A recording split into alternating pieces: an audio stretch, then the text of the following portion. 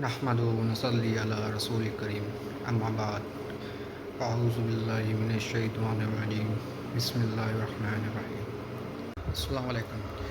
آج کی ویڈیو ربیع الاول پر بنا رہا ہوں۔ ربیع الاول اسلامی طریقہ کا ایک نہایت اہم اور بابرکت مہینہ ہے۔ یہ وہ مہینہ ہے جس میں ہمیں رسول اکرم حضرت محمد صلی اللہ علیہ وآلہ وسلم کی مبارک سیرت، آپ صلی اللہ علیہ وآلہ وسلم کے اخلاق، آپ صلی اللہ علیہ وآلہ وسلم کی رحمت اور آپ صلی اللہ علیہ وآلہ وسلم کی تعلیمات کو یاد کرنے کا موقع ملتا ہے۔ اللہ تعالیٰ نے قرآن کریم میں نبی کریم صلی اللہ علیہ وآلہ وسلم کو تمام جہانوں کے لیے رحمت بنا کر بھیجا۔ آپ صلی اللہ علیہ وآلہ وسلم نے انسانیت کو جہالت کے اندھیروں سے نکال کر توحید، عدل، محبت، رحم اور حسن اخلاق کا رستہ دکھایا۔ رسول اکرم صلی اللہ علیہ وآلہ وسلم کی زندگی ہمارے لیے صرف ایک تاریخی واقعہ نہیں بلکہ ایک مکمل نمونہ ہے۔ آپ صلی اللہ علیہ وآلہ وسلم نے ہمیں سکھایا کہ والدین کے ساتھ حسن سلوک کیسے کرنا ہے، پڑوسیوں کے ساتھ کیسے پیش آنا ہے، غریبوں اور ضرورت مندوں کی مدد کیسے کرنی ہے اور لوگوں کے ساتھ محبت اور نرمی سے کیسے پیش آنا ہے۔ ربیع الاول ہمیں یہ پیغام دیتا ہے کہ یہ صرف نبی کریم صلی اللہ علیہ وآلہ وسلم کا ذکر ہی نہ کریں بلکہ آپ صلی اللہ علیہ وآلہ وسلم کی سنت کو اپنی زندگی کا حصہ بھی بنائیں۔ اگر ہم واقعی رسول اللہ صلی اللہ علیہ وآلہ وسلم سے محبت کرتے ہیں تو ہمیں اپنی نمازوں کی پابندی کرنی چاہیے، سچ بولنا چاہیے، امانت داری اختیار کرنی چاہیے، دوسروں کو معاف کرنا چاہیے اور اپنے اخلاق کو بہتر بنانا چاہیے۔ نبی کریم صلی اللہ علیہ وآلہ وسلم کی زندگی کا ایک عظیم پہلو آپ صلی اللہ علیہ وآلہ وسلم کی رحمت اور شفقت ہے۔ آپ صلی اللہ علیہ وآلہ وسلم بچوں سے محبت فرماتے، کمزوریوں کا خیال رکھتے، مسکینوں کی مدد کرتے اور لوگوں کے ساتھ نرمی سے پیش آتے تھے۔ آج بھی ہمیں اپنی زندگی میں اسی رحمت، محبت اور اچھے اخلاق کو پیدا کرنے کی ضرورت ہے۔ ربیع الاول کا بہترین پیغام بھی یہی ہے کہ ہم اپنے دلوں میں رسول اللہ صلی اللہ علیہ وسلم کی محبت کو مضبوط کریں اور اپنی زندگی کو آپ صلی اللہ علیہ وسلم کی سنتوں کے مطابق بنانے کی کوشش کریں اور اس مہینے میں کثرت سے درود و سلام پڑھیں، سیرت رسول صلی اللہ علیہ وسلم کا مطالعہ کریں، اپنے بچوں کو نبی کریم صلی اللہ علیہ وسلم کی زندگی کے بارے میں بتائیں اور اپنی روزمرہ زندگیوں کو سنت کے مطابق بنانے کا عہد کریں۔ محبت رسول صلی اللہ علیہ وسلم صرف الفاظ کا نام نہیں بلکہ آپ صلی اللہ علیہ وسلم کی اطاعت، آپ صلی اللہ علیہ وسلم کی سنت سے محبت اور آپ صلی اللہ علیہ وآلہ وسلم کے اخلاق کو اپنی زندگی میں اپنانے کا نام بھی ہے۔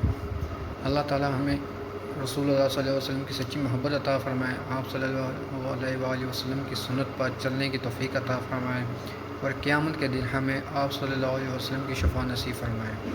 حضرت محمد صلی اللہ علیہ وسلم کے ساتھ سچی محبت کرنے کا جو ایک پیمانہ ہے وہ یہ ہے کہ ان کی ہم سنت کو اپنائیں، ان کی ہم زندگی کو اپنائیں، جو وہ ہمارے درمیان میں دو چیزیں چھوڑ گئے ہیں۔ حدیث مبارکہ ہے کہ اللہ تعالیٰ نے کہ نبی نے ہم سے فرمایا کہ میں آپ کے درمیان میں دو چیزیں چھوڑ کے جا رہا ہوں، ایک اللہ کی کتاب، دوسری میری سنت، اس کو مت چھوڑنا۔ تو اب ہم اپنی مطالعہ کریں کہ ہم نے ان دونوں کو کتنا اپنایا ہوا ہے، سنت ہم کتنی اپناتے ہیں، ہم سنتوں پر کتنا عمل کرتے ہیں، قرآن پاک کو دن میں ہم کتنی دفعہ پڑھتے ہیں بلکہ ہم سال میں کتنی دفعہ پڑھتے ہیں۔ یہ ہمیں اور اپنی زندگی کا مطالعہ کریں تو ہمیں اپنے محبت کا ایک پتہ لگ جائے گا کہ ہم کتنی محبت کرتے ہیں اپنے نبی سے۔ تو اب محبت کا کی اظہار اس طریقے سے اب نہیں کر سکتے کہ صرف ربیع الاول کے مہینے میں ہم جلوس نکالیں گے تو ہماری بہت عقیدت ہے، بہت محبت ہے۔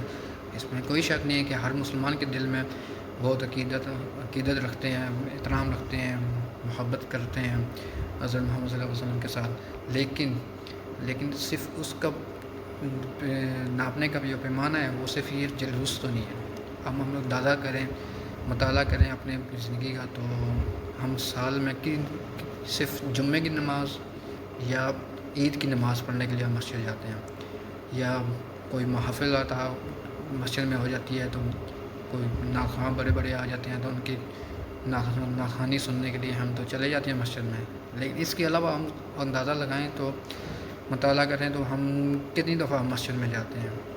ہم 5 وقت جو دن کی ایک صرف تقریباً 1 گھنٹہ، دن 1 گھنٹہ کی 5 اور نمازوں کو ہم اکٹھا کریں تو 1 گھنٹہ بنتا ہے۔ اب 24 گھنٹے میں ہم 1 گھنٹہ ہم دیش اللہ تعالیٰ کے نام ہم کرتے ہیں۔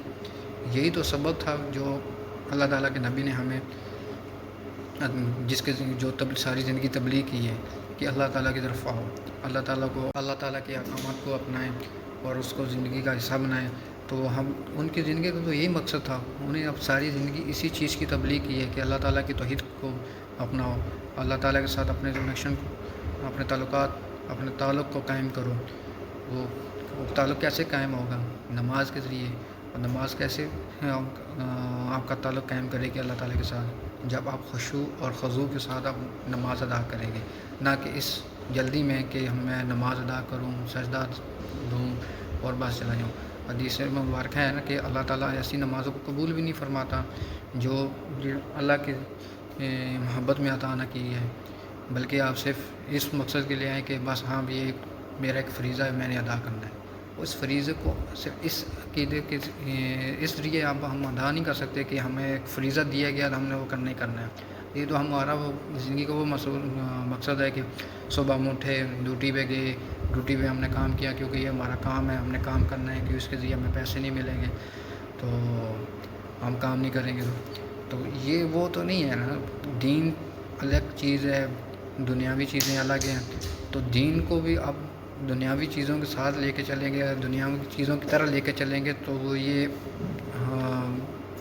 ہماری مطلب کہ زندگی کی کامیابی ایک انسان کے لیے رکھی ہے کہ دین کو اپنانے میں، تو وہ کامیابی ہمیں کیسے عطا ہوئے گی؟ پھر ہم کہتے ہیں ہماری دعائیں قبول نہیں ہوتی ہیں۔ دعائیں اب ہماری کیسے قبول ہوئیں گی جب ہماری نماز ہی ہمارے دین کے مطابق ہمارے اس طرح سے ہم ادا نہیں کر پا رہے جو اس کا حق ہے، اس کا حق ادا نہیں کر پا رہے تو ہماری دعائیں کیسے قبول ہوئیں گی؟ اپنی نمازوں کو ہم خشوع و خضوع کے ساتھ قائم کریں، اور نماز کے بعد ہم اللہ تعالیٰ کے ساتھ کچھ پل تنہائی میں بیٹھ کے اپنے تعلق، جو بھی ہمارے مسئلے مسائل ہیں ہم اللہ تعالیٰ کے ساتھ شیئر کریں۔ تو جب ہم اپنے مسئلے مسائل اس طریقے سے اللہ کے ساتھ شیئر کریں گے تو انشاءاللہ تعالیٰ ہماری دعائیں بھی قبول ہوئیں گی، ہماری نمازیں بھی قبول ہوئیں گی، اور ہمارے اللہ کے نبی حضرت محمد صلی اللہ علیہ وآلہ وسلم بھی خوش ہوئیں گے۔ تو کوشش کریں، آج سے عہد کریں کہ ہم اپنے اللہ کے نبی کے جو ہمارے لیے دین لے کر آئے ہیں، جو ہمارے لیے اس شریعت لے کر آئے ہیں، ہم اس شریعت کو اپنانے کی پوری کوشش کریں۔ خدا حافظ۔